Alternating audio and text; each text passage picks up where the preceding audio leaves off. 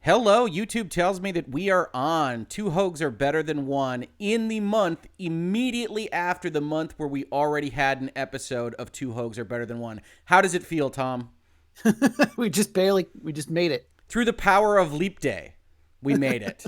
Thank goodness, or else this would be March 1st, 3 times out of 4, right? Yep. How are you doing? Took advantage of the leap year. Fine. The stream is. Oh, I got to mute the stream. I forgot. Hold on. Okay, sure. Yeah, we got to get all the buttons hit correctly. And if I got any of the 600 buttons wrong, I'm sure somebody will tell us in the chat. What is that? What's that banana man? That banana man is Agent Peely from Fortnite, Chapter 2, Season 2. Fair enough. All right. I'll look forward to that discussion.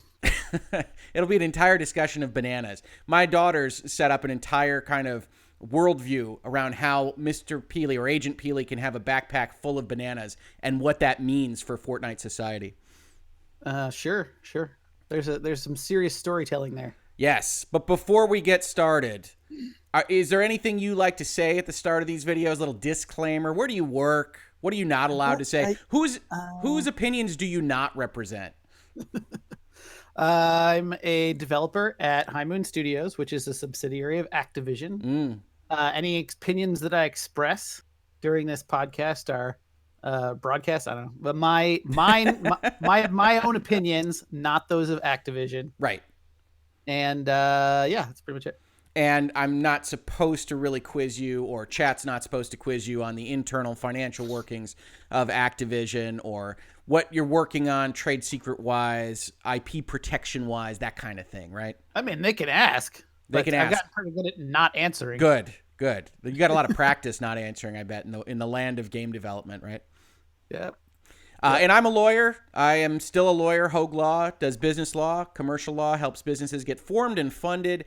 If we wind up talking about any kind of law here, which we don't usually do, I'm not your lawyer. Go seek counsel. Facts and circumstances are always going to control whatever legal issue you personally have. And all we can talk about is educational and informational stuff in the news that we see, and we can't talk about things on a more generalized basis that just applies to you. So those are the disclaimers. I don't think that the people that follow this show or that otherwise follow the Hoeg Law YouTube channel understand that the THABTOs really are the time when I get to talk to you the most. Yeah, this is the most conversing we get. Well, it's like, especially if you consider the setup, we talk for probably like 2 hours. Yeah. And we keep trying to bring it in an hour, and we always fail. And then on a normal day, we talk for like 10 minutes. That's right. And we have families, and we have stressful jobs. You know, all the media constantly tells me all you do is crunch and you sleep in a cot at High Moon or whatever it is. None of that is true. Activision, Bobby, if you're listening, there are some, but it's not us. Okay, good. Glad to hear it. But yeah, no, in all honesty, we're really happy to be getting another Two Hoegs Are Better Than One out. We want to try to do this on a monthly basis. Obviously, it takes a little bit of moving things around in order to make sure that we can both get on at the same time. Frankly, we're doing this in lieu of doing something like playing Destiny together or doing something on a cooperative basis.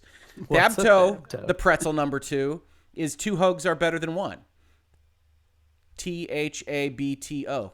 THABTO. And so, yeah. It's also a Ghost Rider episode, according to last. We'll see if that pops up again. We'll see if the Ghost Rider of Ghost Rider comes and brings a copyright infringement claim against the channel, because then we can do a wonderful virtual legality episode on it. It'll be fun. It'll be great. Super meta. Yeah, super meta. Super meta. But before we kind of dive into what we usually talk about first, which is what we're playing, which winds up taking up 90% of the show. The entire podcast. Have you been following any of this stuff with like GDC and coronavirus and what's been happening with the cancellations? And has anybody that you work with or otherwise know been affected by changing plans? Yes.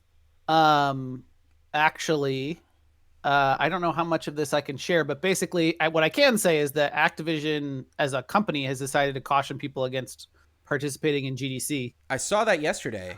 Yeah. So you got like an email? Yeah, we basically, and we actually had a separate sort of like Activision thing set up that was going to be the studios getting together, and they canceled that because they were just like, it's not a good idea. Yeah, well, And everybody's canceling. Yeah. so that was kind of surprising. To be honest, like I watched the stuff on coronavirus. I'm trying to stay at least abreast of kind of what's going on with it. Right. Um, hold on 1 second. Like I said, it's live. This is adding to the color. People now know that you are a human being and that you are living in a place. So yeah, and oh, it turns out I didn't know this. But my one of the guys I work with at High Moon told me that one of the other guys I work with at High Moon is actually in China right now. Oh, okay. And so when he comes back, he has to be on like a quarantine for like 2 weeks. Oh my goodness. He like can't come into the office. Yeah, I've heard that they are doing that. I didn't know that. Honestly, is that related to work? I mean, you don't have to go into it too much. I If it assume. is. I don't Okay. know. All right, fair enough. That was my assumption when I heard the story. Well, you saw GDC canceled this morning. So GDC is just canceled. Now they said they're postponing it. They want to have it later in the summer. So I jokingly tweeted that that's very on brand for the gaming industry in Q1 of 2020, delaying until sometime in the summer. So wait, they canceled the whole conference?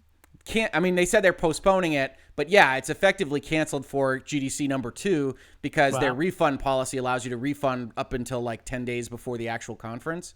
So this was the fight that was happening, or at least the discussion that was happening on social media and elsewhere was, okay, once like 9 out of 10 of your diamond sponsors and half the show floor have said they're not coming because they can eat that cost. Sony doesn't love it, but they can not spend that money.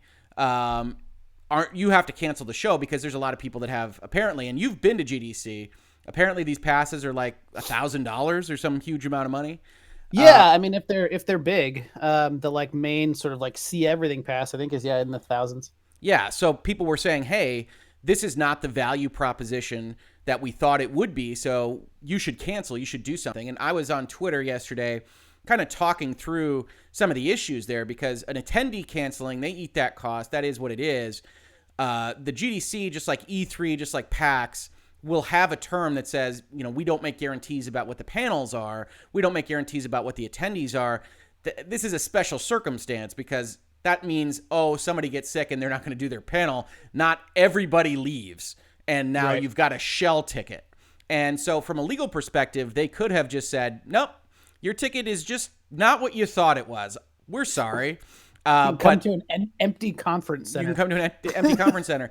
And that's, but that's a bad PR, right? That GDC goes and says, nah, people aren't going to love that. But they have to then work through the issue with the money that they've spent reserving the conference center, whatever kind of arrangements they have with the hotel blocks, and go through that process. So that's what they were doing behind the scenes yesterday and I think the day before ultimately saying, I think at this point, 12 hours ago, something along those lines, that we are going to try to postpone it to the summer and we'll get you refund information soon.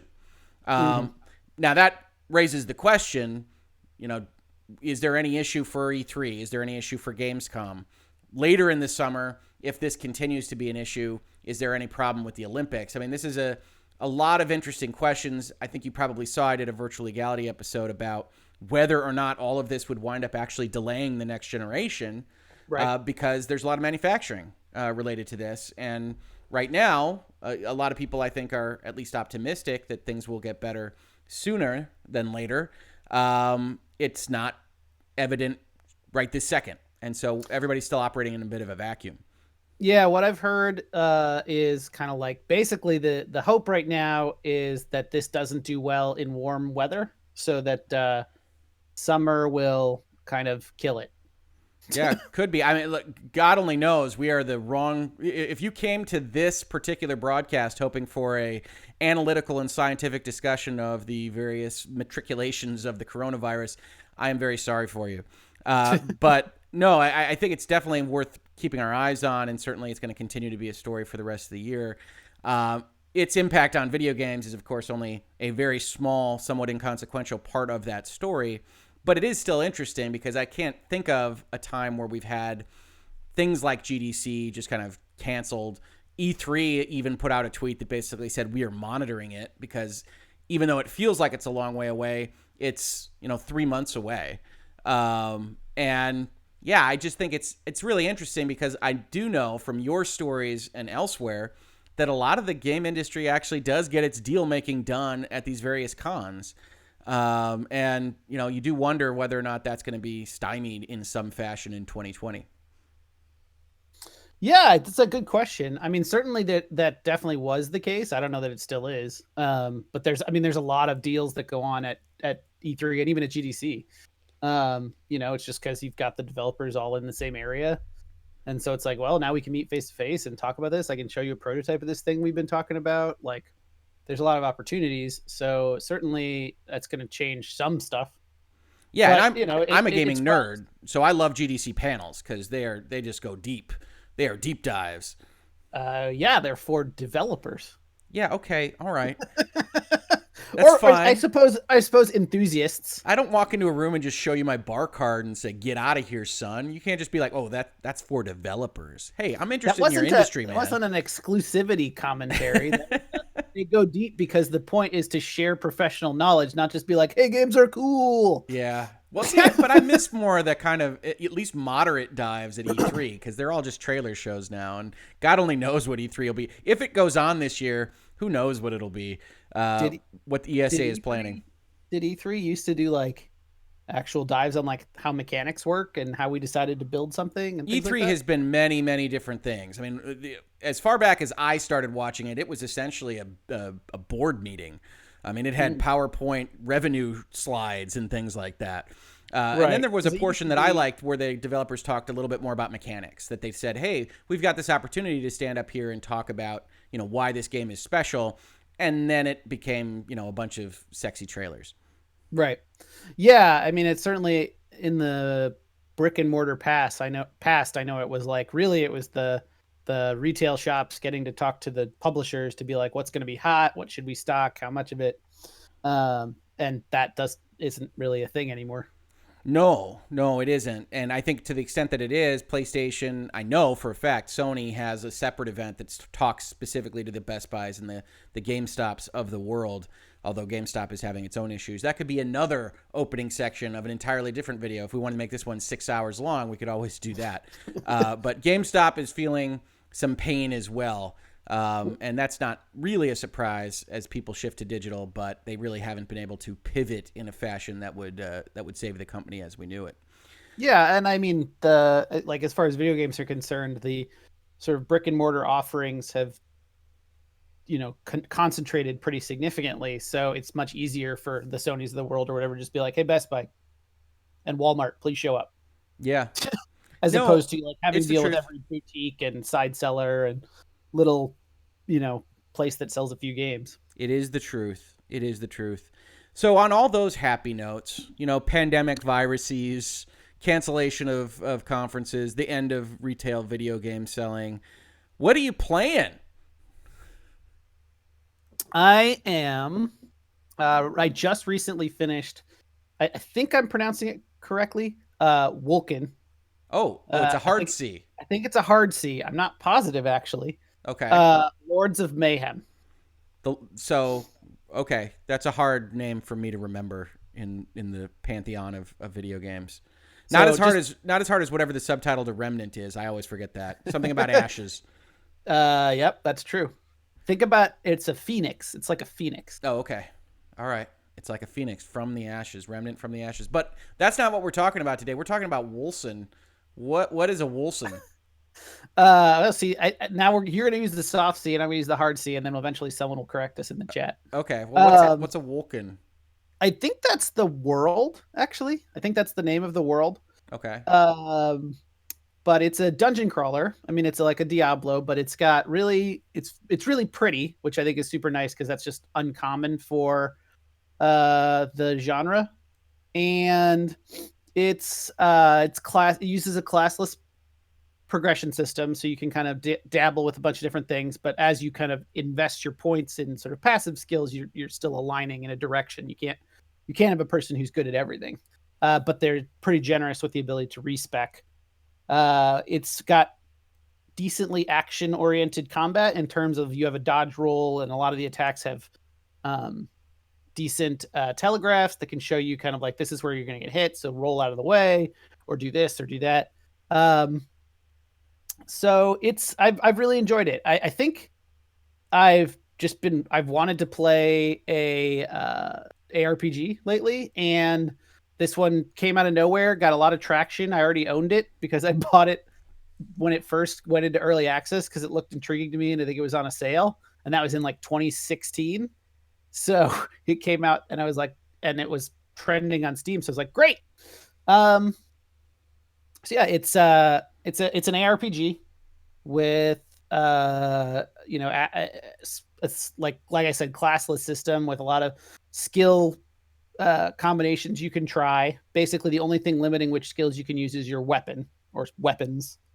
And a really interesting, weird, like passive skill mechanic of it's funny actually because so this game got me to play Path of Exile, which I've played in the past briefly, and I didn't realize how much this game kind of took from that until I got a little bit further into Path of Exile. But anyway, it has a passive skill progression similar to Path of Exile, except it's 3 concentric rings that you can rotate. So like figuring out exactly what path you want to take through the tree, like you can't actually see all the possible combinations at once.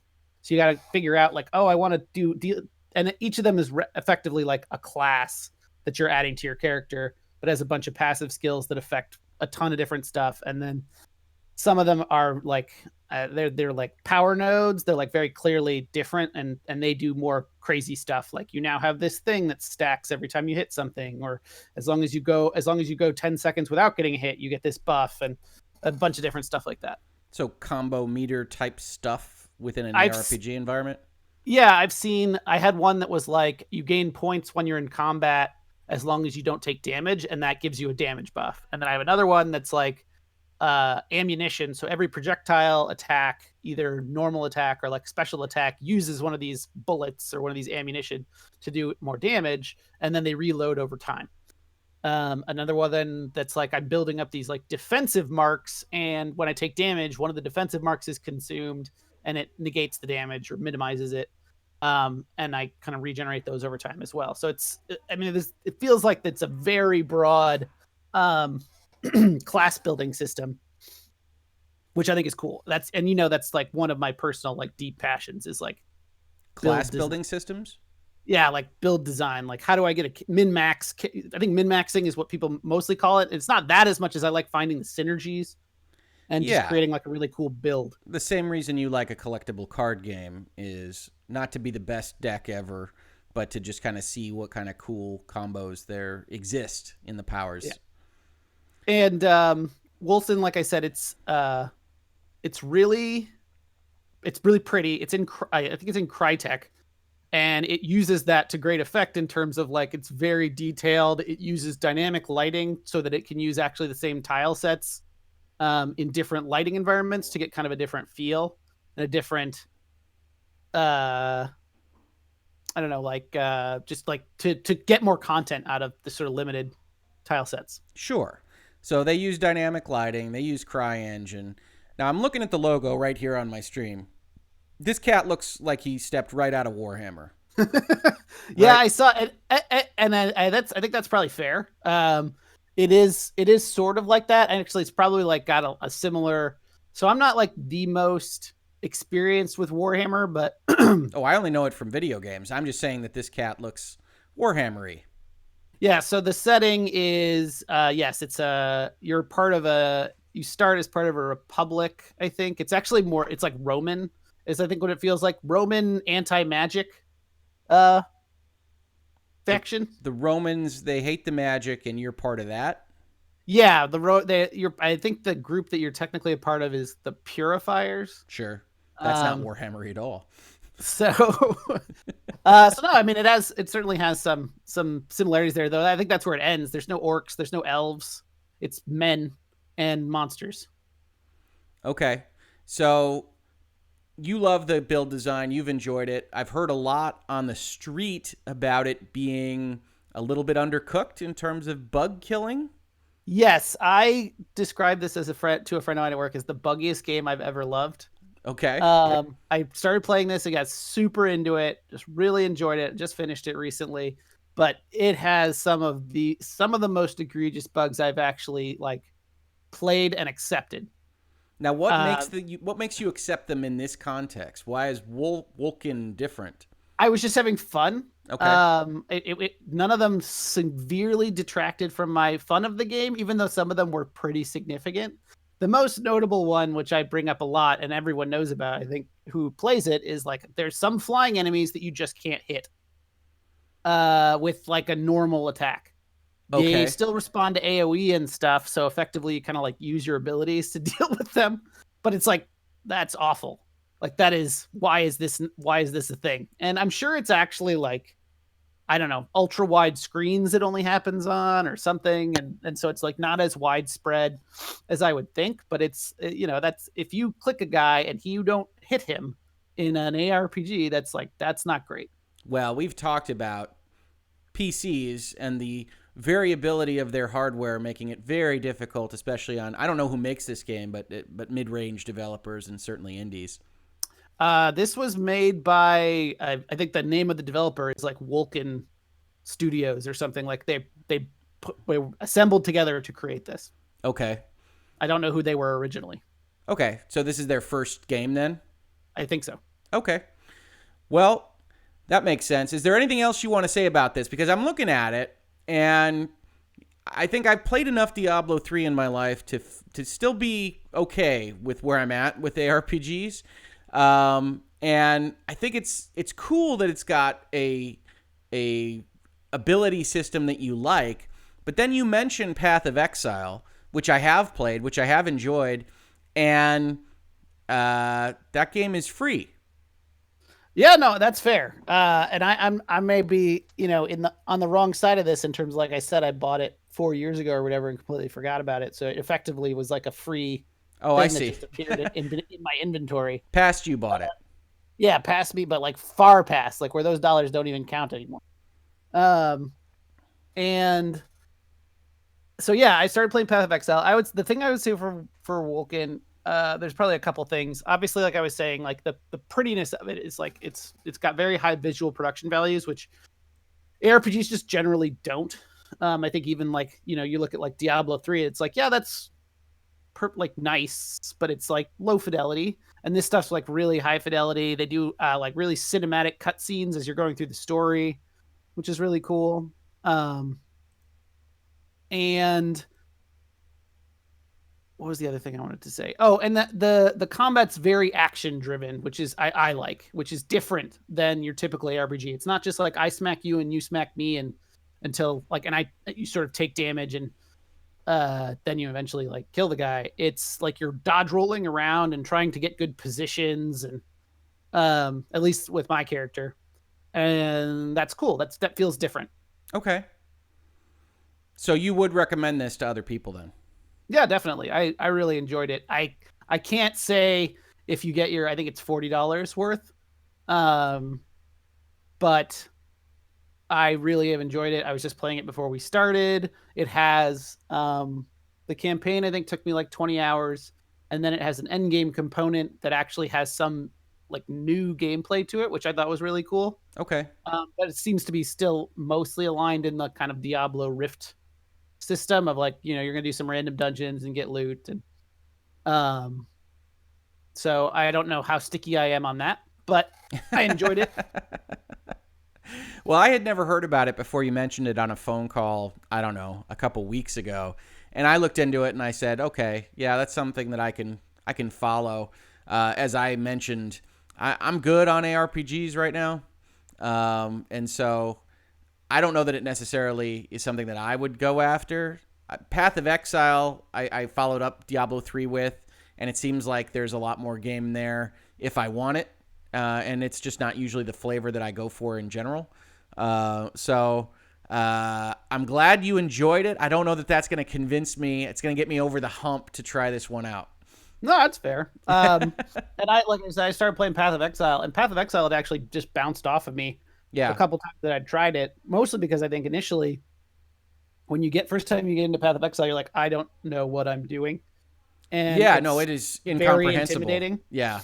And Wolcen is better about that. And so I think actually the way that this worked out is Wolcen was kind of like a nice ramp up, like using a lot of similar concepts, but still in a more understandable framework. And then so when I got to Path of Exile and I start now like customizing my skills and really figuring it out, I'm like, oh, okay, this is like Wolcen, advanced. Yeah, Path of Exile is great. They do some fun stuff with their leagues.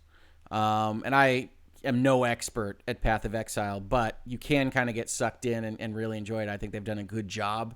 And as we've talked about in free-to-play games and in the free-to-play space, it's always nice to get one of those where you don't necessarily feel like they are just trying to figure out how to get into your wallet. And I think Path of Exile is a pretty generous game in that regard. I think it is. I think it's exclusively cosmetics. I believe so, but don't quote me on that. I'm not high-end Path of Exile.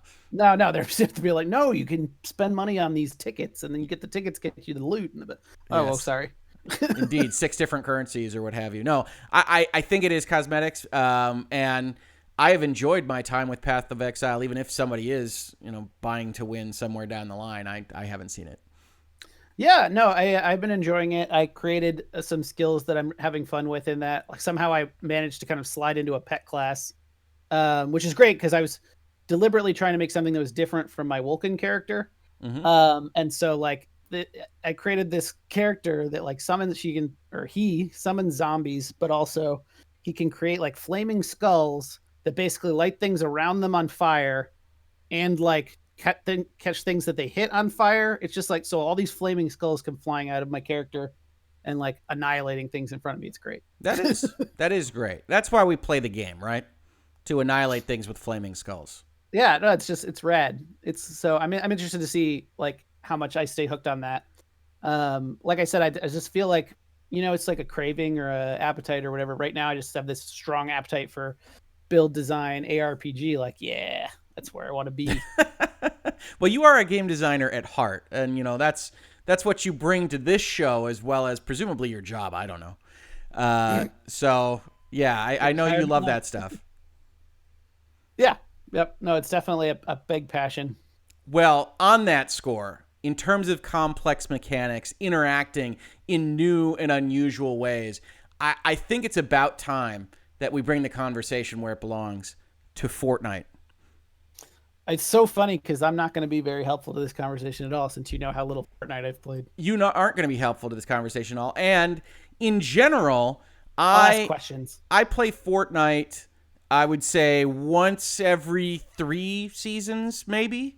And then I enjoy it, like, for that entire season, and then I go away for a couple seasons. And what happened is I saw some articles for this season of Fortnite that described it as spies. And of course, I think the last Daniel Craig James Bond is coming out during this season. And I suspect that was kind of influential in deciding on this, because it is, although it's cartoony, it's got a James Bondian kind of feel to it. The music you earn is very James Bond, and things along those lines. And I popped in, and I don't think I had realized exactly how much they had shifted from what they call Chapter 1, which is Fortnite Original Recipe, to Chapter 2. And they had really kind of revamped all the stuff with badges, all the way that you kind of earn your way up a battle pass. And I know you haven't interacted with the game that much, but I think a lot of the changes are very smart. They keep the kind of XP front and center. They kind of streamline a lot of what you're focused on. And in this particular season, as a guy that loves Bond, as a guy that loves just spy stories in general, whether it's Mission Impossible or Alias, I have really enjoyed that they've changed the battle pass screen to be like a underground base. The challenges are now kind of shown geographically with a laser grid over the island. And they've just kind of really taken it up a notch to make this season feel different from the seasons that have come before. And I don't know, because I didn't participate in season 1 of Chapter 2, whether they did a similar thing. But that, to me, Epic Games and Fortnite, regardless of whether you like the actual game, and I know you've got your own issues with that, and we can talk about them, the actual live services component of this, I think, is the absolute gold standard for how to keep people engaged with your product, how to continue to evolve it, do different things, put things in it, take things out to keep people invested. And every time I pop in there, I have enjoyed my time, which I can't say with PUBG or Blackout or anything else in the Battle Royale genre that I've popped into. and to some extent, some updates to things like Destiny, where I don't know. I think Destiny's probably the second choice for me on good live services, but Fortnite does, in my opinion, an even better job of kind of keeping the loop moving. Yeah, like I said, Fortnite has never really grabbed me. BRs have never really grabbed me. When it first became a thing, I could see it and look at it and be like, yep, that's going to be a thing. But it's not that long ago, honestly. As I sit there and like try to play it, it just feels like a lot of waiting around, a lot of, there's a lot of downtime. That's just not my favorite. Yeah, I can see that. I think one of the things that Fortnite does well is the challenges now give you little quests that are not completely impossible. They're not trying to do this ridiculous thing. And those quests kind of help lead you around so that you don't necessarily even focus or care necessarily on getting that victory royale, winning the day, because you are otherwise exploring the environment. And they do a lot of good, light environmental storytelling with their changes of the season. So this season has safe houses from one of the two sides. So they've essentially kind of assembled this reality where there's a spy side that's called Ghost and a spy side that's called Shadow. And presumably they're going to fight in some fashion. There's a computer in the base. There's a computer in the base that says essentially coming soon, that there'll be events between Ghost and Shadow.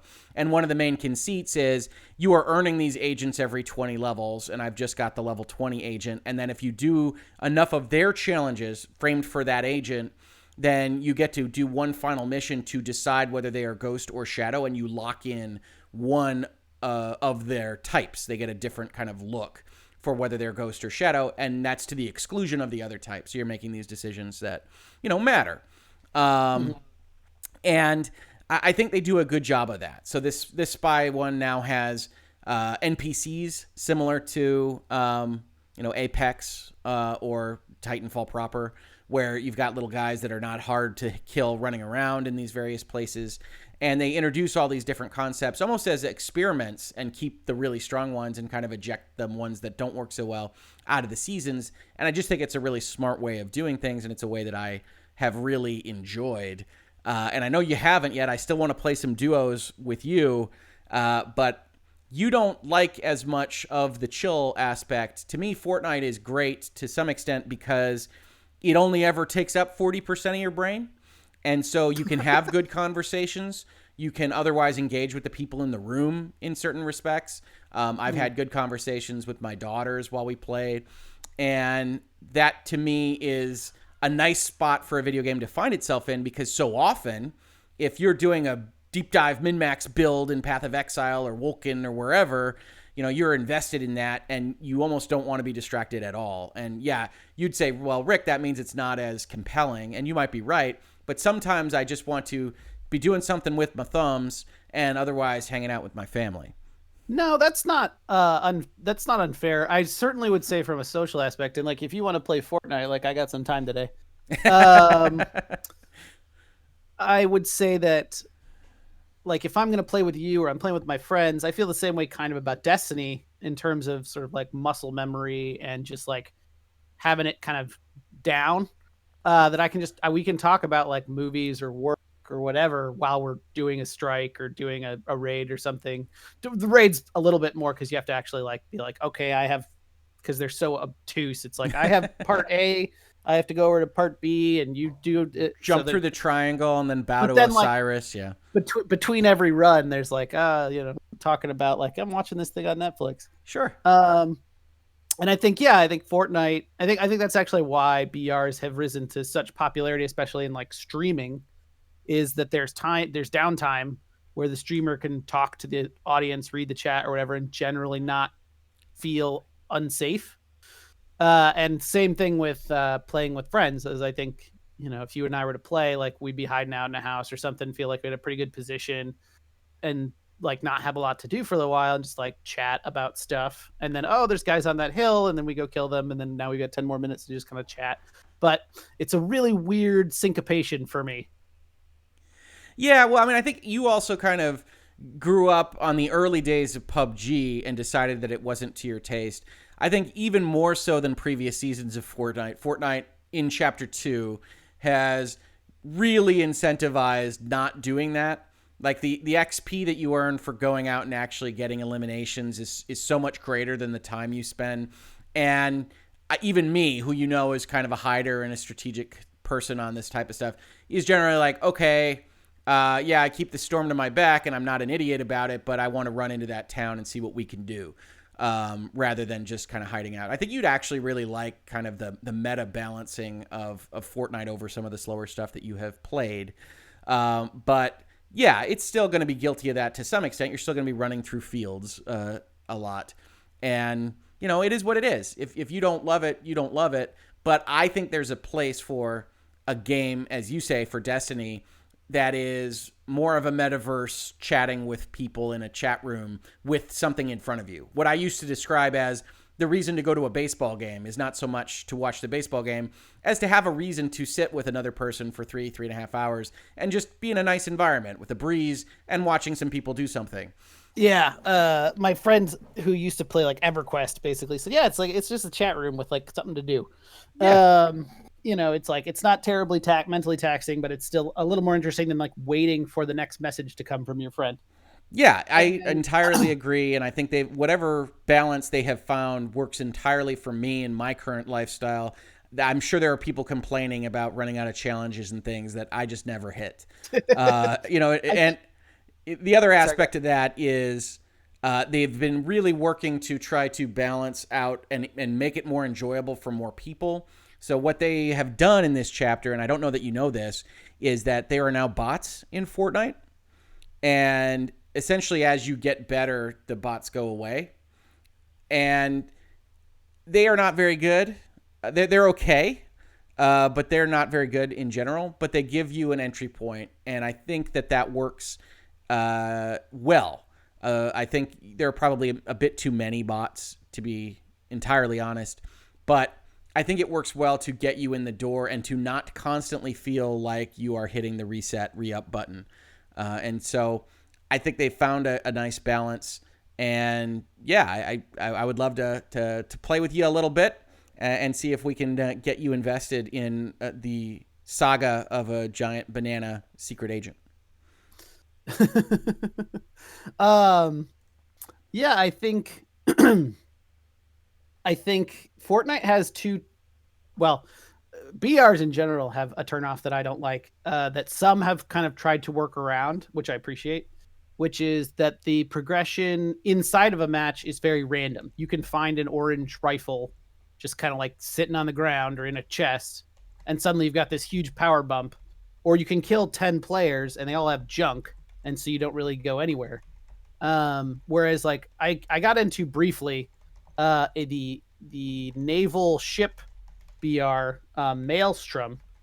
And part of the reason I like that is everyone kind of starts on even footing. And then as you can kill bots to get like little buffs, but when you kill a player, you get all the buffs they've already collected. So you're kind of naturally like inclined to kill players, but also to grind creeps. And the progression is more linear than just sort of like sporadic. Yeah. And this is the game designer in you, right? I don't hate randomness nearly as much as you do. I guess the reason I don't like it is because I feel like Fortnite doesn't have a very clear, what am I supposed to be doing? It's like, yeah, I guess I'm supposed to look around, and if I'm lucky, I will find a chest, or I won't. But it's not like the clear thing here is you're in the creep killing phase. Now you're in the PvP phase or whatever. It's like very clear kind of like what you're supposed to be doing. So that's a turnoff for me. Maybe it's better. That was my experience. Also, like full feeling. Maybe they've made this better for Fortnite as well. It felt like some of the weapons were just garbage. Like, don't ever use this. It's not as good as these other things that you can get. Like whole classes of weapons that were just inferior. Maybe that's improved. Maybe that hasn't. Don't know. Yeah, you know what? What we're gonna do is we're gonna pop into Fortnite at least once between now and the next THABTO, because this season still has 8 weeks or so left in it. and we're going to see how you feel about Chapter 2. We're going to have that discussion because I think a lot of what you are describing are definitely problems that existed, and I don't know that they are as big of a problem anymore. Yeah, I'd be curious. I played it a long time ago, kind of just as professional research on BRs as they were coming to be a thing, because I figured I should know about these, and like never really got attracted to them personally. The other thing is like, I keep saying this, and I think people like it's like people would chew me out for saying it, but I'm like, I want a Fortnite mode that has no building. I'm not good at it. I don't like it. I think it's kooky and stupid. Yeah. I think it like it's not a mechanic that I like. It just looks weird. I would love a playlist that's just like, there's no building in this mode. Yeah, we've talked about that in the past. Yeah, the good builders have a significant advantage. I am not that. No, and it just feels it's like this weird skill that like doesn't, I don't know, it just doesn't, it's sort of like bunny hopping. Like it doesn't look, which is another thing that you do in Fortnite. It doesn't look cool. It's not like, it's just like, yeah, you're just taking advantage of this system to, get your best thing. And I know some people like really like the building thing, that the two end, shooting rocket launchers at each other on these like skyscrapers, but I don't care for that. I would prefer that their map design be more engaging and that the building go away. That's fair. I don't blame you for any about building, but hey, like I said, let's try it out. Let's try it out in Chapter 2 for you. You can then give us a post-mortem verdict on it in the next THABTO in March, and you can tell us how wonderful it is or how you hate me forever for even making you kind of jump in and play it. Oh no, I'm not. Hey, look, and even a game I don't like can teach me something. Yeah. Well, hey, you're always also developing. The chat's judging you for promoting Fortnite. Oh, it's not the chat. It's just Sophia. She's just putting her judgment out there because she doesn't want to play Fortnite with us. You would have a grand time, Sophia. You would have a grand time. In any event, that, I think, can conclude our Fortnite discussion for right now. What else are you playing that I'm sure is much more highbrow than what I've been playing and enjoying my family time with my daughters? What else you got going on? I have like a movie critic or like film critic view just yet. I still play the meat and potatoes games, but I just got back into the digital card game Eternal. Okay. Which I started at one point. My a friend at work was playing it, and I saw it, and I was like, "Oh, it looks cool." And then I stopped. I fell off of it. Just like for any free to play, card game, it's like there's a number out there that you can play, and I was just like, it never didn't grab me. So, but I went back to it. I can't even remember why. They had a release recently, but also I was just like craving kind of a CCG, and I've been really enjoying it. It's somewhere closer to Magic than Hearthstone, but using a Hearthstone like visual style. Okay. But still more of the rules that like Magic the Gathering or kind of the lesser known Hex uses in terms of you're putting out attackers and blockers, and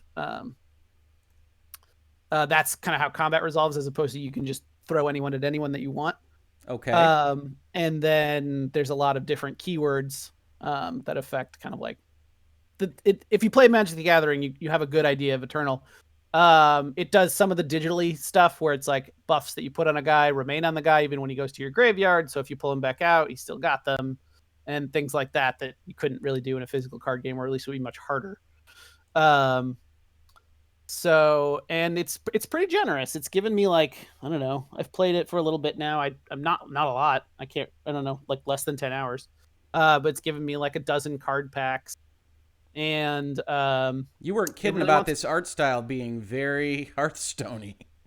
Yeah, no, it's the little ovals smacking each other. There's no question about that.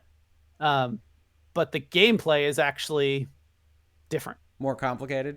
Yeah, so like, and it's not like it uses a threshold system like Hex, which I think is effective. Now that's a deep pull in case you haven't heard of Hex TCG, a Kickstarted game that we played for a while. I lost my account and they gave me a new one. Oh, that was good. Yeah, when they transfer whoever was running their stuff, and I didn't follow up, and I was like, hey, can I have a can I has account? Yeah. And then I didn't play it. But it uses, so it's pretty similar to Magic, but I honestly think it's a clearer version for people. Like Magic the Gathering still uses this kind of old version, and I don't think there's any benefit to it. Of, most things are a few colored mana and a lot of uncolored mana. This kind of just takes that and says, yep, we're just going to say there's thresholds. So you have put down 2 yellow. Things have a certain number of a certain color you have to have played before you can use the card. And then all the rest of it's just energy, like just put together. Okay. And so you're collecting that on an even plane. You get another bit of threshold every turn, like Hearthstone? No, you have cards. You have land cards, effectively, like Magic. They're called sigils. Okay. And you have cards that are focused on like getting sigils out of your deck, or actually playing a sigil directly from your deck in like a depleted, so you can't use it that turn. Okay. But there's, the thing with Hearthstone and that, and other games that do just the like power progresses without anything else, is like there's at least some amount of gameplay that's lost there that's kind of interesting. But you do avoid having the sort of mana starved or mana stuffed problem where you're like, oh, I've gotten only energy cards like this game, except for the like 2 guys I started with, and you're just kind of screwed. Yeah, no, that can happen. Although, again, I don't really hate randomness quite as much as you do. Now, this game is free, right? Yep, free to play. I haven't spent anything on it. As far as I know, everything that you could play, there's like 5 single player campaigns, drafts, and stuff. You can basically participate in everything for free. The only things that are strictly require premium currency are cosmetics. Okay. And that's the only way they're monetized at all? You can spend money on card packs, on the campaigns, because you don't start with them. You have to unlock them. And they're a pretty sizable amount of soft currency. Okay. I think I have 9,000 gold right now. And it's 25,000 for one campaign, which I think like 20 missions, something like that. But so you have like dailies and things that get you gold? Yeah, you get one quest every day, and you can hold up to 3 of them. I also have like a promo quest right now, which is they're running an event that basically, as long as I just win one versus match, I get this card that they're promoting. Okay. And that's in addition to my other quests. Like it's like off to the side. So because I have one quest that I haven't touched yet because I still don't feel confident enough to do it, which is it wants me to play a draft. I'm like, I don't super know everything about this just yet. I do love the draft format of card tournaments. Game Hoeg. We'll talk about that in just a second. So no, I've been really enjoying it. I go in and I play a few games. Each game's like 15 minutes, give or take, maybe less. Oh, that's not bad. Yeah, well, once you kind of get like the rhythm of your deck and kind of know what you're looking at, like it's pretty easy to follow. Also, I mean, the best thing about the digital, cardscape is all these keywords. Like if I put my finger over the card, it tells me what they are and what they mean and what they do. So I don't have to remember I don't have to have learned every friggin' keyword. Yeah, that does happen. Sometimes especially now that you've got since we've had these CCGs that have come up after Magic, and they don't Magic has oh, you can't call it, Fury or whatever. It's like, all right, we're going to call it Berserk or Charge or Anger or whatever. It's like, yeah, we got lots of words, but now it's like, what is this again? Yep. No, I know that feeling. Well, this is one that you told me that I needed to check out. I downloaded it on my Switch. I haven't checked it out yet, so I'm derelict in my responsibilities. But we can add it. Well, I remember when we used to play CCGs like Magic together, and a little bit we played 2 matches of Hex at some point, I think. We did. Well, you decided that I had spent too much money on Hex and that I could just blow your deck away, and you were unhappy. So I think that this could be... I think this could be fun to play together, to get some of that. I think there's just straight up play another dude who's your friend. Okay. You don't get anything out of it, I don't think. But just for fun. Well, hey, no, I'm happy to check it out. I did like Hearthstone for a time until even though I've said I don't care about randomness that much, the randomness of Hearthstone got to me. Well, Hearthstone does have some. I mean, they just embrace it. Yeah, it's just you got to live your best life and just be okay with that thing just randomly killing all your best cards. But the last thing I wanted to talk about on this particular game is, okay, so I'm looking at a cowboy lady with a World of Warcraft shoulder pauldrons and glowing blue eyes. You want to give me a little bit of the backstory here for what this is? Like, I love that image. That's actually my avatar right now. Oh, really? Your avatar is Clank. I'm looking right at it. No, an avatar in Eternal. Because I feel it is very evocative. It's this style that's sort of gaining traction that they call Weird West, which is sort of like a Wild West or Old West setting, but with magic and occult and I played Hard West. Yeah, so that Hard West is like that. Hard West is a specific kind of Weird West in terms of like demonic, but same idea. Yeah, like having an Old West setting with fantastic elements. I just like the notion of there being a specific kind of Weird West. I just imagine just giant political and doctrinal schisms about what is the true Weird West, just ridiculous conferences. The things that I know about it specifically tends to be like fantasy creatures, like vampires and werewolves and things like that. Sure, is the like large element. Okay, and what would come alongside that? So like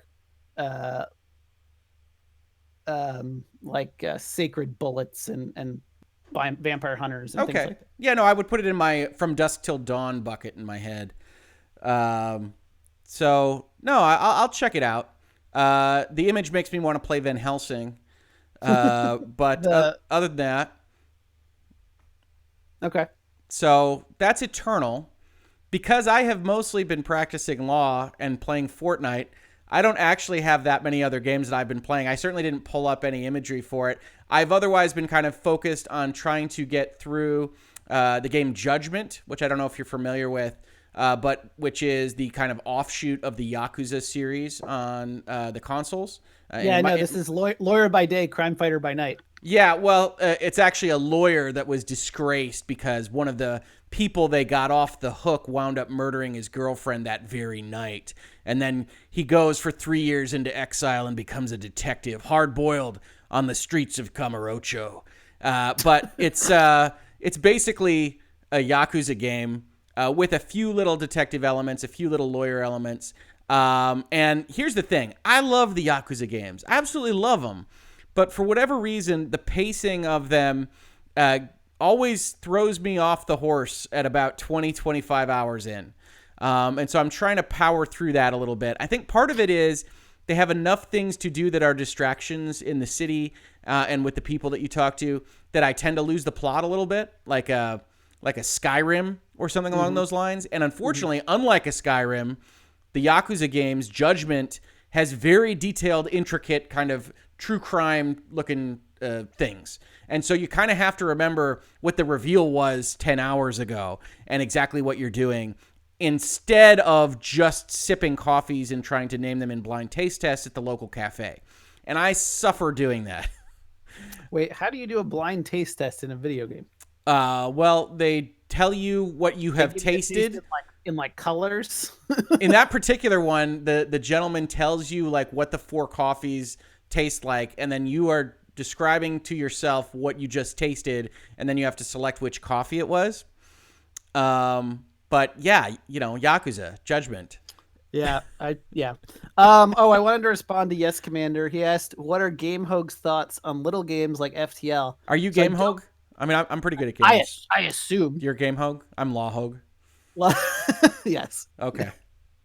I assume I'm Game Hoeg. I don't know what the.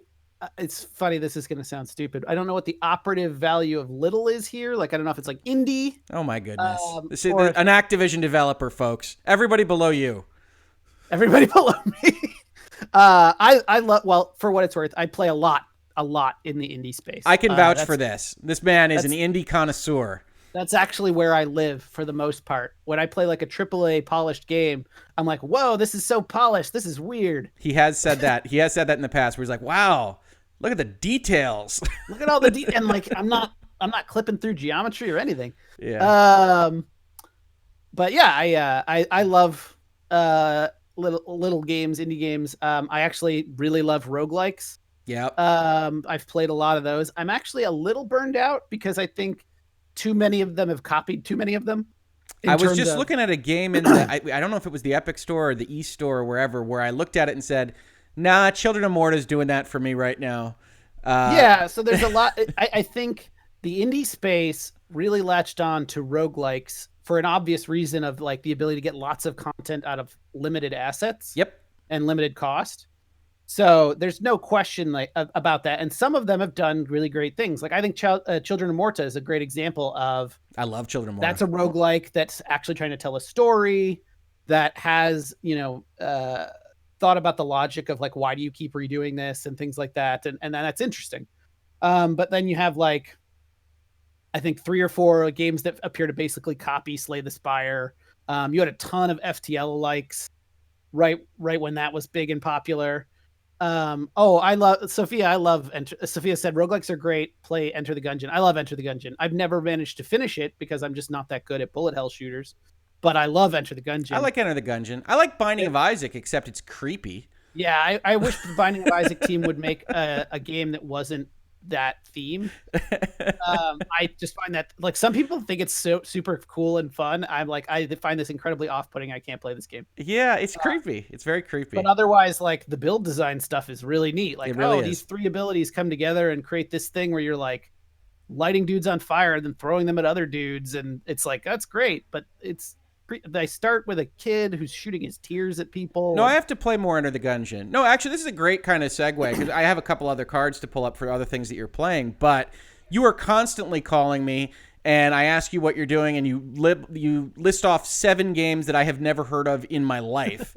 Are you just gonna like slam them all up there? No, I don't have all those cards because I think a couple of the cards that I do have are ones that I haven't heard of. I think like this one in particular that you wanted to talk about. Stone Shard, I don't know what the heck that is.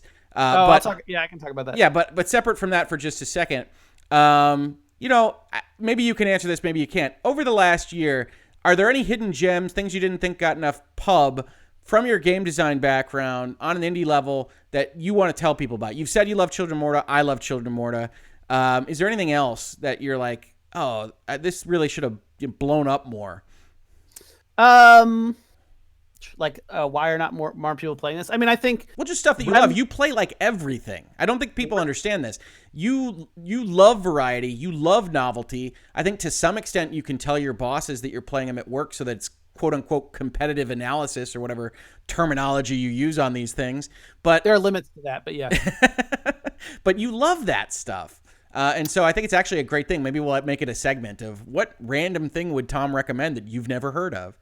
Yeah, so Stone Shard, which just came out of early access, I think, or maybe no, just released on early access. Okay, Stone Shard. We got a purple face up, bald guy.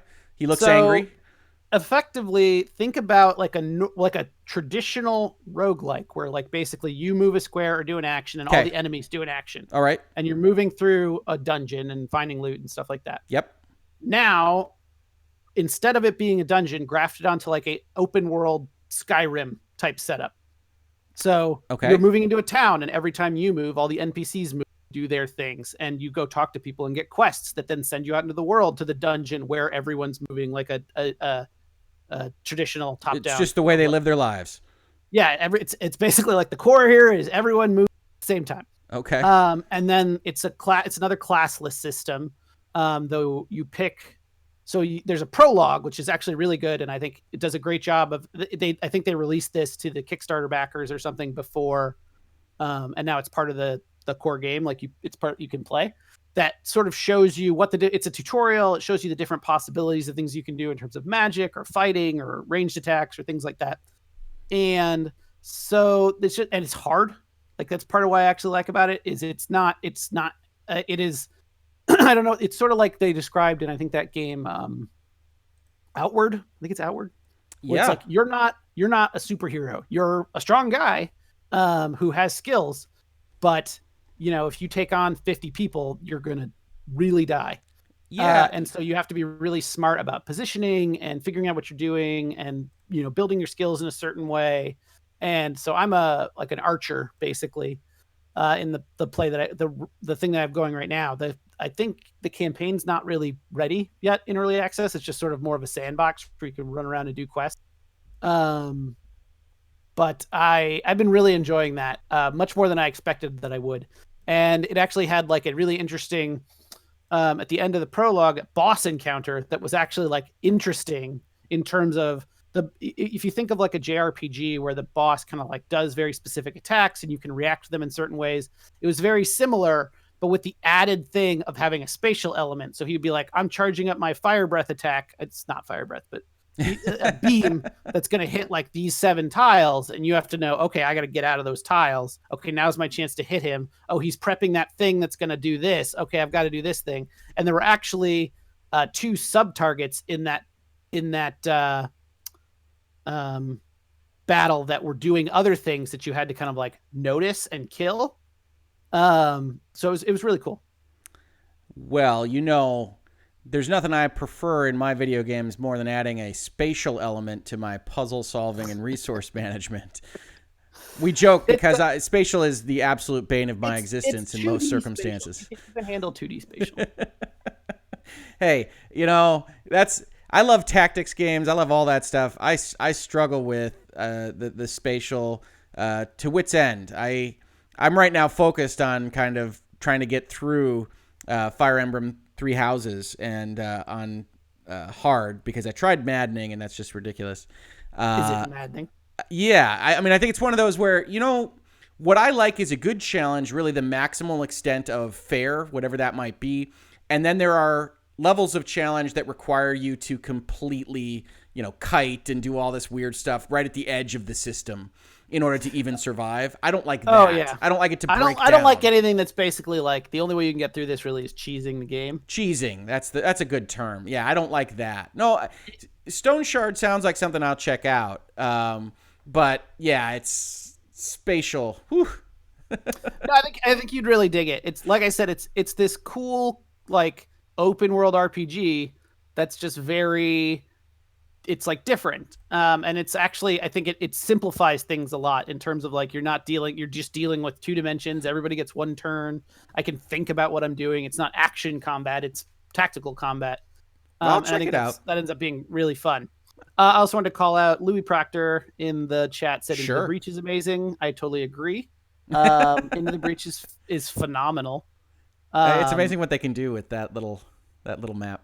That little well, yeah, just like it's just a tight set of concepts. Yeah, hey, Into the Breach is great. You're never gonna that's from the FTL people, isn't it? That's what FTL followed up with. Yeah. While everyone else was making their version of FTL, the FTL guys were making Into the Breach. The world's tiniest little strategy game, and all you can build into it. No, yeah, Into the Breach is great. It's like Final Fantasy Tactics on like an 8x8 grid.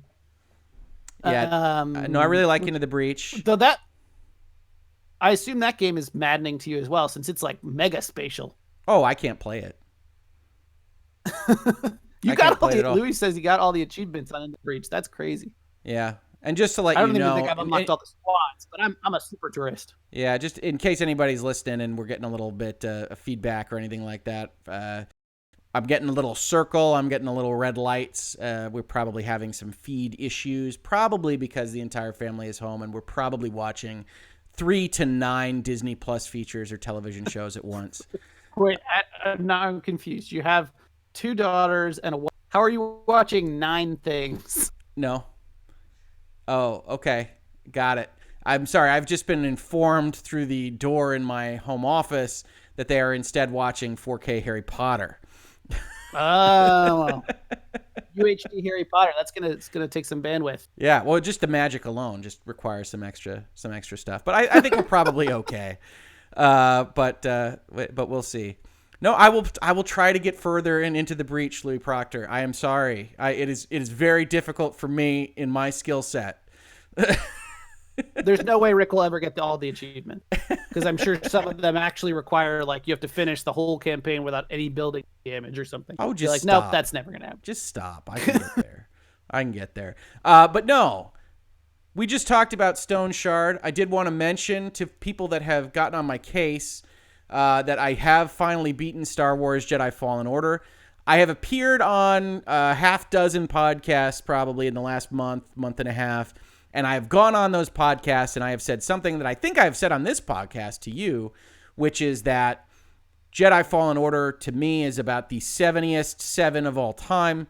It's a little bit overhyped in my opinion, but I will say this. I got to the end. The last 3 hours or so are the strong point of the game. They kind of get their stuff together. Very similarly to how I enjoyed the first couple hours of the game. That they really focused, I think, on the beginning and the end, and the middle gets a little muddy. I still don't think technically they're in a place where they can get to exactly where they wanted to get selling the game, but I did enjoy it. If it's not a 7, it's a 7.5. Maybe an 8 if you really convince me of it. But I'm glad it exists. I'm really glad that it exists for what I hope Jedi Fallen Order 2 will be. And that's all I really wanted to say about Jedi. I have no doubt there is lag just from all the lights going off on my screen. So, yeah, we'll do our best. I am also recording this, so hopefully we have a backup if we need it. But, yeah, Jedi Fallen Order, not a waste of your time. Maybe wait for it on sale. Yeah, I was playing it on EA Access, and I did finish it, and I'm not super. I don't feel bad about it. It sort of felt like discount Sekiro to me, and or even other sort of Souls likes. So, and because it's like sort of common game development wisdom that you should spend your most effort on the beginning and the end, just because that's what most people are going to see, and any people are going to, anyone who finishes is going to walk away with.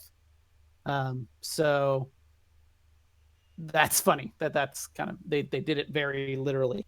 They did do it very literally. That might be a result of an accelerated production process or something along those lines. But since we have been talking about what we've been playing for a full hour now, is there anything else that you wanted to tag? I've got a couple other things that you've mentioned to me that you are playing. We can certainly move to what you're watching or anything else. I've got some really weird pictures of people with keyholes in their throats or heads or something along those lines we can do. What's your preference, buddy? Oh, no, whatever. You tell me. What else did I said, yeah, we covered, most of what I'm playing. I'm also playing Corruption 2029, which is XCOM-ish game based by the people who did the Road to Eden or Mutant Year Zero game. Bearded Ladies Consulting, I think, is the name of it. And it is basically that same game, as far as I can tell, in a slightly different setting. You're not mutant ducks or anything, but it's kind of bare bones, it feels like, in terms of storytelling. But the combat is fun. It's a lot of the same stuff there in terms of like trying to ambush guys or pick guys off that are sort of out of position to make the tactical combat easier. Once you get into it, you're like horribly outclassed in terms of their health and damage and stuff. So you need to really be smart, which is fun. Yeah, and I also pulled up Age of Wonders Planetfall, the Tyrannosaurus update I know went live. Yeah, so I'm playing that. It's funny because I played it right before the Tyrannosaurus update went live, and then right after, because I just gotten sort of back into it. And it's good. It's they could have, I would say, sort of softened some of the hard edges to make some of the stuff a little bit clearer to understand. And I just like that game in general. Like, it's just fun. Yeah, we talked about it on a previous podcast, but it's a very good 4Xe military-focused game. I've loved the Age of Wonders series for a long time. Planetfall continues with that. I think I probably prefer the high fantasy version, but I do really like what they put together in their games. And so, overall, I can recommend it to anybody that would be interested in that kind of thing. Yeah, it's I'd have to decide. I'd probably agree in terms of setting with. I think that the fantasy Age of Wonders 3 is more realized, and obviously part of that is it's Age of Wonders 3. Yep. I think it has actually 3 games preceding it in terms of figuring out that world and the parts to it. So it's got a lot more sort of background to it. I do prefer, I think, some of the economic 4X stuff in Planetfall, just because I don't think Age of Wonders 3 was ever particularly good at it. It was like, find some things and put a city next to them. There's no limits to how many cities you can have or anything. You just like throw them around.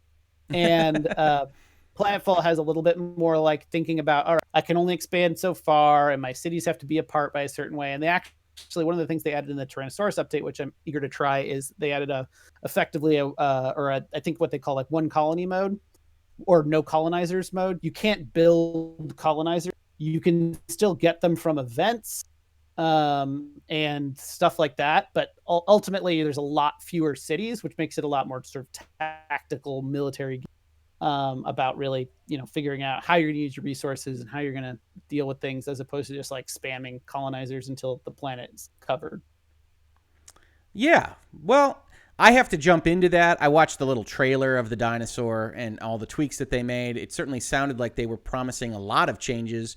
And so I'm interested to see if I still like it as much as I used to. One of the things that people comment on Virtual Legality a lot about potentially doing a video on is there any redress for a company completely changing the product after you have bought it? Like, I usually take it on a kind of reductio ad absurdum level and say, okay, this game that you bought is now a German tax return program. Is that okay? Because the EULA basically allows them to, amend and update and change.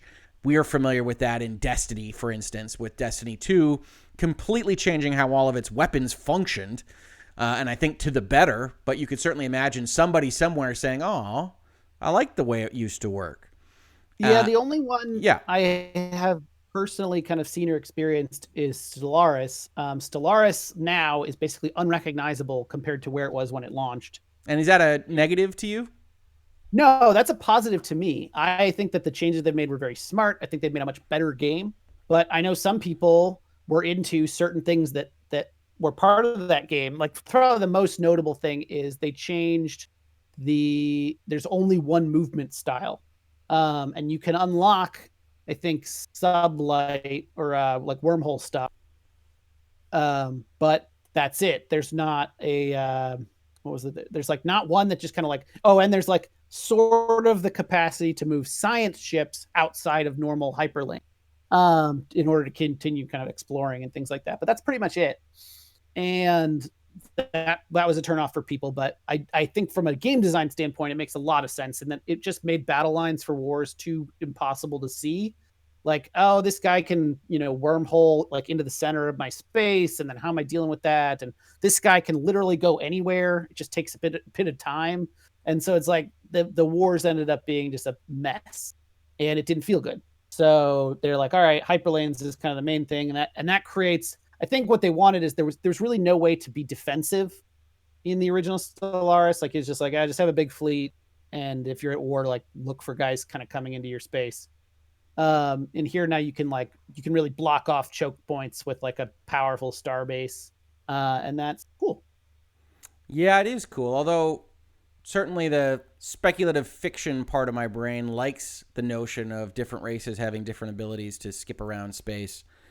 Yeah, and I think there's some of that in the advanced technologies. I think that's kind of, it's supposed to, I think, I haven't played like a full campaign, I think, since they did the big economic change, which was another major alteration. And I think they've got a third major alteration coming now in the Federation's update. But if anyone was around for the Stellaris, I can't remember which update this was, but where they basically completely changed the economy, that was a big deal as well. Like, they completely changed how planets worked, how populations were calculated, how growth worked. Like, it's like, yep, that game completely changed. I think for the better, but I think there's certainly a number of people somewhere that could say, nope, I liked it before. And I can easily see at the very least, like, I don't think you have much of a legal argument because, yeah, you sign away your rights for this licensed piece of software that you have no control over. I think probably the best middle ground is the company saying, well, we've got the builds. Like, look, you can download any build that's ever been released. And we're not technologically supporting anything but the latest. So if you have a crash or a bug, like, we're not going to help you. That we fixed that. We patched it into like three times down the line, but it's not fixed in that build, and there's no way for us to apply it. Yeah. Although technically, I did hear you talk about the law there for a second, and it's worth noting that the way this all works is that the publisher, the maker, keeps all their rights and then gives you a little bit of rights. So you're not really signing anything away. It's just that you're not getting all that you wanted. Like, you're basically buying access to what they have, and if they decide that what they have has changed, you can't. It's sort of like if you have a pass to Disneyland and they just like, well, we got rid of Space Mountain. You can't be like, well, I don't want my pass anymore.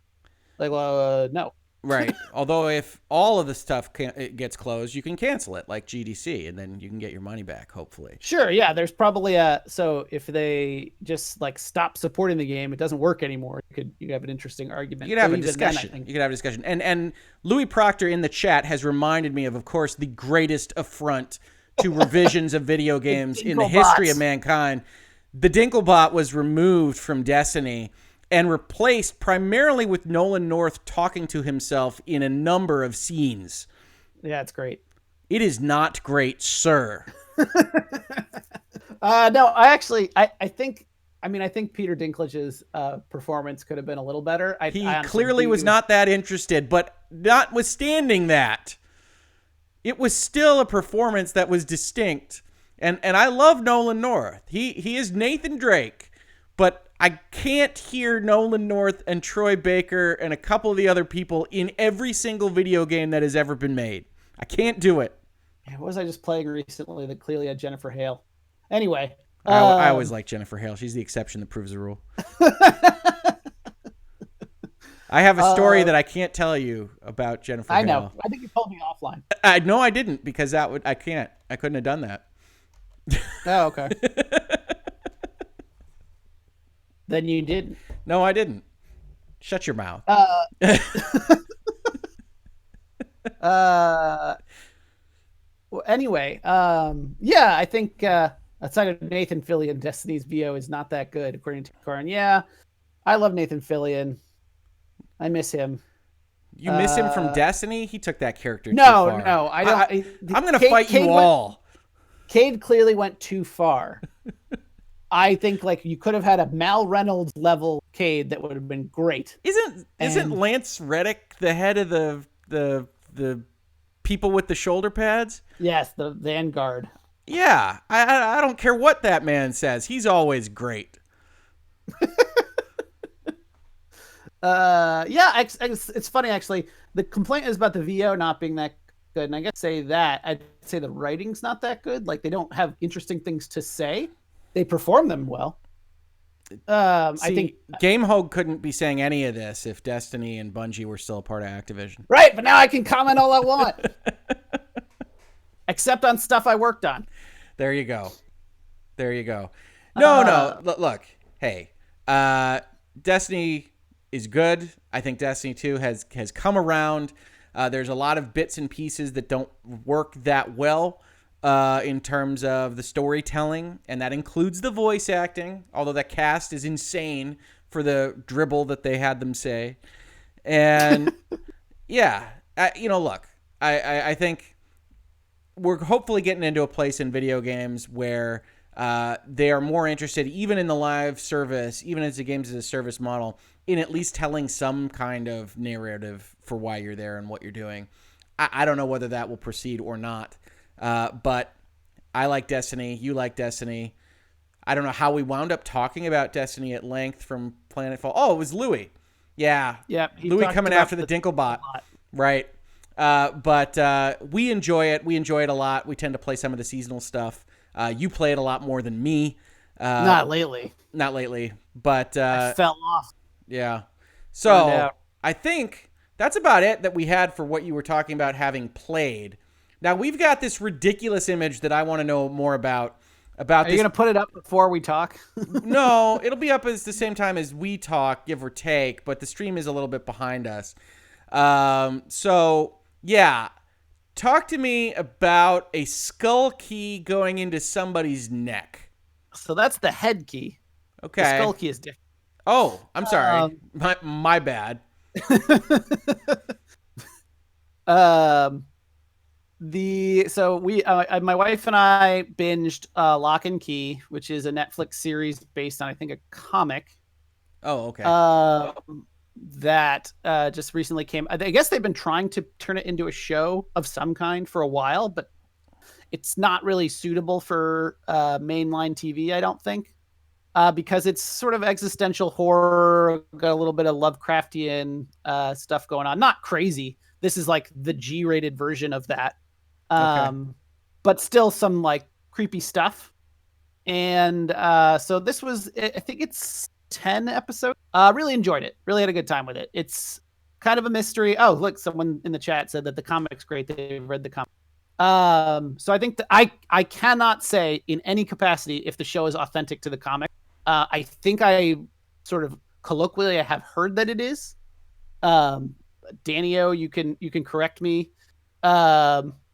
But yeah, basically the setup, there's a magical house with magical keys that do magical stuff. And the family moves in and starts finding the keys, and it's a young boy, and then a sort of teenage daughter and a slightly older teenage son. And they move to this house and they start finding the keys, and they're like dealing with it. And I don't want to give anything too much away, but basically there's a lot of like, oh, like we found a key. What does it do? How can we use it? And then there's a bad guy that's constantly doing stuff. And it's really good. It's really fun to watch. I really enjoyed watching it.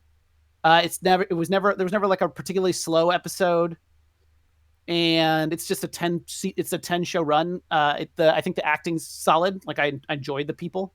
So I highly recommend it. I really enjoyed it. Like I said, if I watch a show, if I finish basically any show, I can probably pretty much recommend it because I just don't do that.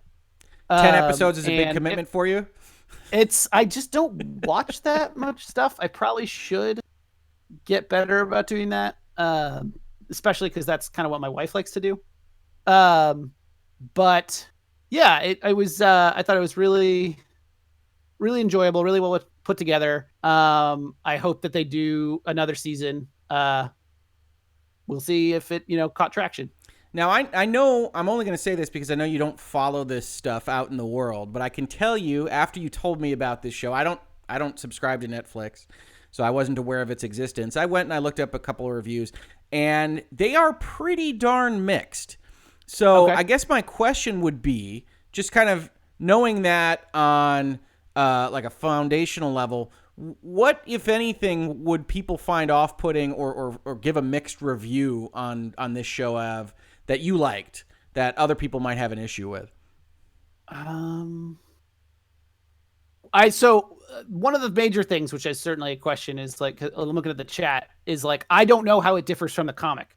If it's like substantially different, there's probably a whole line of people to be like, this isn't how the comic is. Okay. And that would immediately be kind of like a negative review, I would think. Okay. That could be the case. I basically just kind of did an overview. I think that the season doesn't end super satisfactorily. Oh, okay. I was fine with it, but it's not like as strong an ending as say like Stranger Things season 1. Yeah, don't talk to me about other seasons of Stranger Things. That'll get more people mad at me in the chat. Talked about season 1. Everyone's like, season 1 is good. Season 1 is good. Although speaking of mind flayers, I should bring up the video if you haven't seen it from Larian. Mind flayers? The mind flayer being the Dungeons and Dragons name given to the main intellect in Stranger Things. That's the Demigorgon. No, the Demigorgon the intellect is just the dude. Is just a little grunt. Yeah. Sorry. I apparently haven't heard anyone refer to it as the mind flayer. Must be season 3? I guess so. Because it didn't happen in season 2, as far as I know. The thing that looks out over the upside down school is the mind flayer. Upside down scary tornado monster. Right. So if you didn't see it, because we love segues here this month especially, Larian, I think you probably know, obviously did Divinity, is now currently working on Baldur's Gate 3, which for people of our vintage is a specifically important name. Baldur's Gate is not just a place, it's not just a module in Dungeons & Dragons, it is one of the more quintessential CRPG franchises in video game history. And Larian has got the rights to it. They are working on Baldur's Gate 3. They had their first big reveal this week, and part of the opening video is the Mind Flayers Dungeons and Dragons recipe, the floating Cthulhu squid people, Right?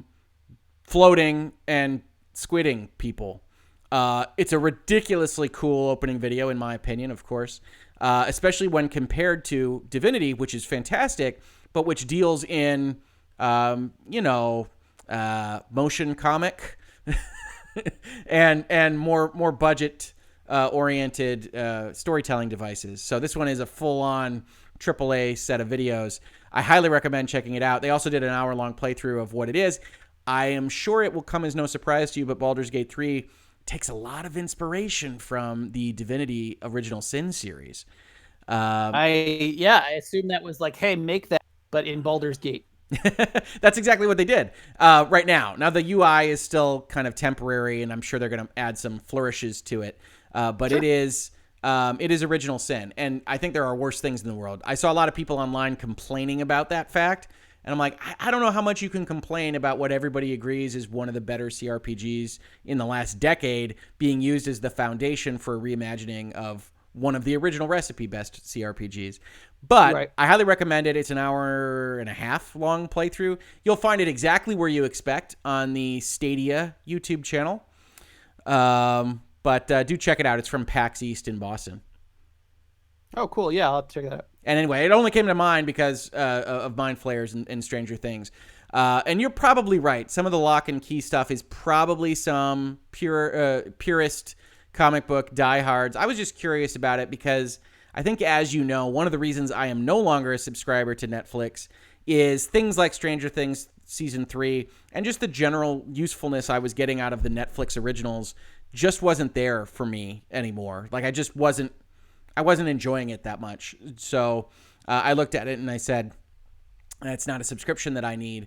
But I see stuff like this. I did enjoy The Dark Crystal when I was watching it. And I say, that is the kind of thing that I like. And I don't find that type of stuff either on broadcast or on the other streaming services that I do subscribe to, Disney Plus and Hulu. So, yeah. No, Louis, I haven't watched Mythic Quest. That's the one about the guy from Always Sunny making a video game, right? I haven't watched that one yet. No, I don't know that one. I think I think that might be Apple. Is it Charlie from Always Sunny? It's not Charlie. It's the guy it's the taller guy with the dark beard. I apologize for not knowing these people's names. I only think of, he's the only one I think of with, and then Danny DeVito. Yes. Yeah, he is. But I figured you'd just say that. No, I would have gone with, the centaur from Hercules. Yeah. He's Arnold Schwarzenegger's twin brother. Oh, exactly. These are all good references.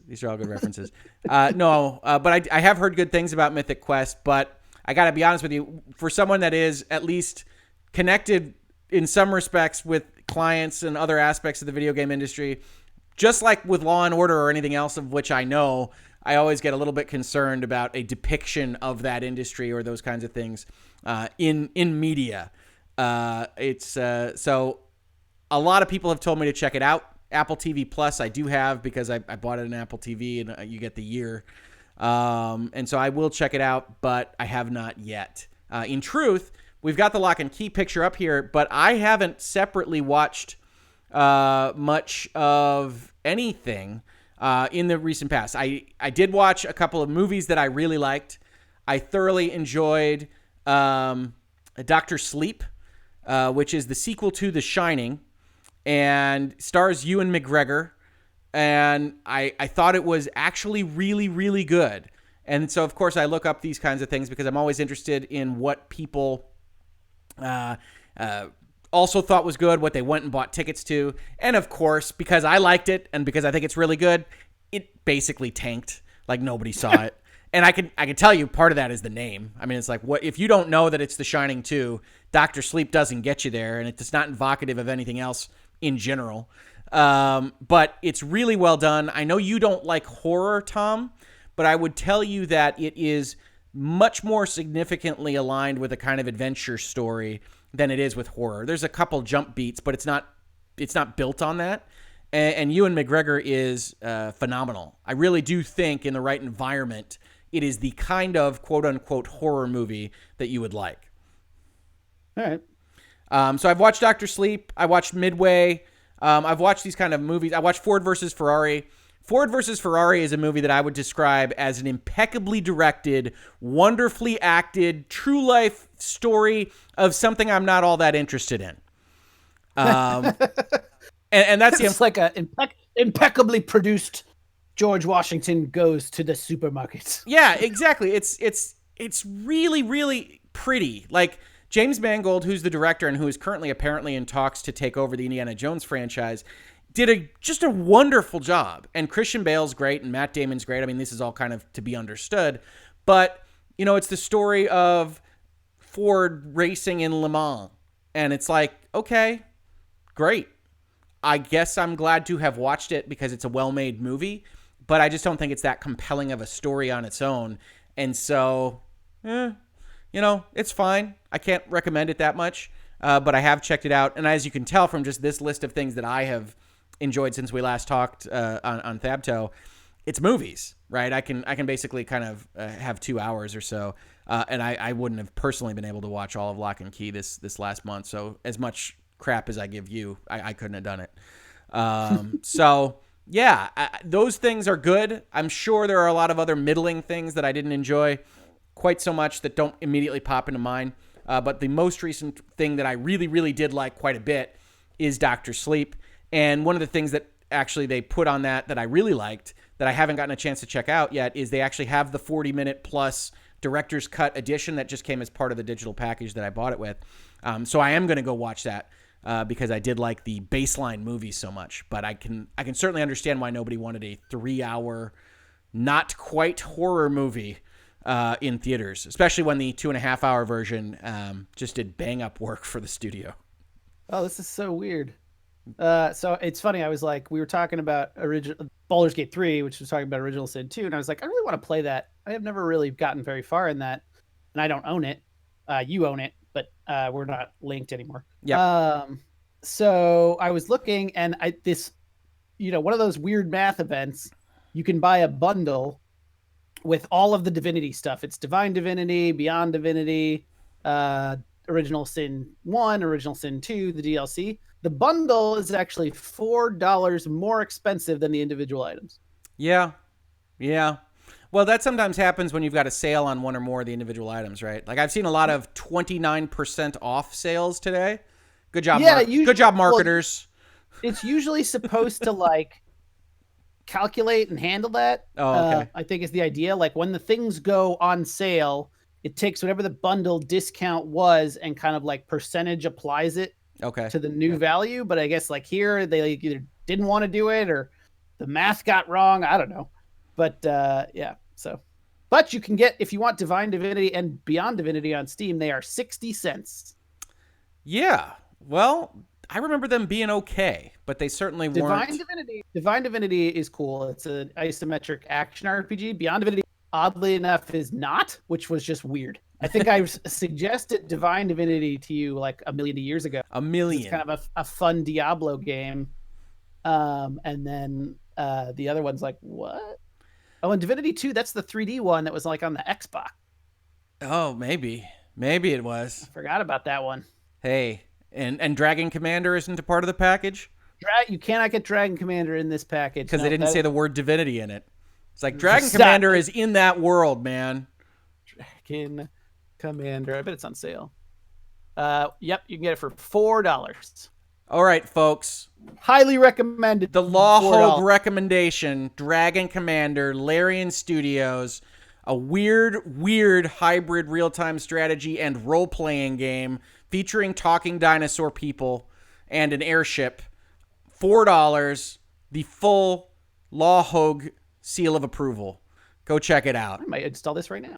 And see, Game Hoeg is going to install it right now. It says play now. Will that install it, or will that actually turn it on? Bloodroots is really cool. You know, I was actually looking at that in the eShop because it looked interesting, and I couldn't quite tell what kind of game it was. But I also thought it looked cool. It looked like a Hotline Miami with an... As far as I can tell, like it was like one-shot kills, moving really quickly through a space. So that actually was kind of a turn off to me. If you're into Hotline Miami, nailed it. You did nail it. It looked interesting to me. And I did enjoy Hotline Miami. I did enjoy, being a gorilla. So, maybe I'll check it out. I actually wound up getting... You aped out on things? Yeah. I think it was an Epic free game, I think. I don't know when I got it. Past Rick got it. He procured it somehow. Ape Out is currently free on Game Pass, I'm pretty sure. Oh, okay. Maybe that's how I played it. I have too many subscription services and free game. Who knows? You also could get Ape Out for free on Epic at during the 12 days of Christmas, I think. Yeah, it's very possible that's what I did as well. I don't have any idea, but I have played it. Just so y'all know, I'm downloading Dragon Commander right now. There you go. I'd forgotten that game is awesome. Dragon Commander is awesome. 100% recommended. $4. Yeah, $4, everyone. Yeah, we'll have down from 40. We'll have to start a giveaway, an end of episode under $5 recommendation that first person to say they want it, just send me your ID. Right, that I'll buy. Because Dragon Commander really is great. Larian is great. They've got a weird sense of humor. I actually got a chance to talk to one of the folks at Larian when I was sponsoring Easy Allies. So it's a good company. I think Baldur's Gate 3 is going to be cool. They're Dutch or I think Nordic. I think they're German, but they might not be. Yeah, okay. But yeah, so Baldur's Gate 3, I think that's actually going to be pretty cool. Check out that video. What else are we going to do? You're going to check out Fortnite. I'm going to try out some Eternal. I'm going to try to watch more stuff and not do nearly as much law on the weekends, which has been a problem for me. Not too much of a problem. I like having work. But it's better than not having work. It's better than the alternative, 100%. And you'll be able to still watch Virtual Legalities. We've gotten the time from farm to table down so that we can do an episode almost every day. Depends a little bit on whether or not we're going to get into document drafting or a fight with opposing counsel or things on any given day. But we're trying to do them more often. So I very much appreciate anybody that's either watching this right now or is going to watch it in archive, checking out those episodes. We've had a lot of fun doing them.